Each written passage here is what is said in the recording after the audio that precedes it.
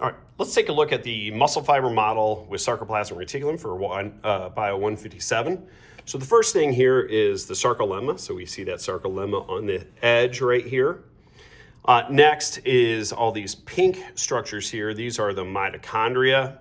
So next is all this yellowish stuff. All this yellowish stuff is the sarcoplasmic reticulum, except for this tube that we see here moving through the sarcoplasmic reticulum.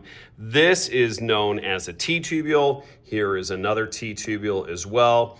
And then the part of the sarcoplasmic reticulum that lies on either side of those T-tubules is known as the terminal cisternae. So we see terminal cisternae here, and there's the T-tubule in between. Now, if we move up to the top of this model here, this is like cut into a myofibril. And what we're seeing is these zigzag lines here. So there's one zigzag line, there is another zigzag line here.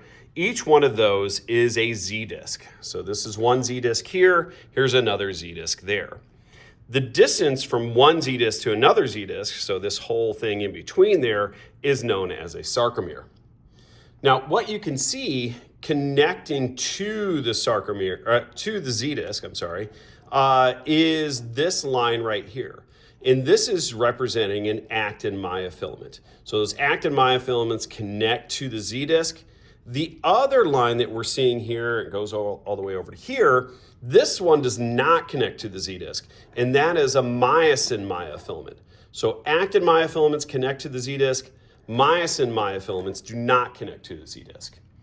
So wherever we have a myosin myofilament, so like between my fingers here, that area right there is called the A band. So wherever we have myosin is an A band. So we can also see this other area right here where there is no myosin there. In that area where there is no myosin, that is called the I band.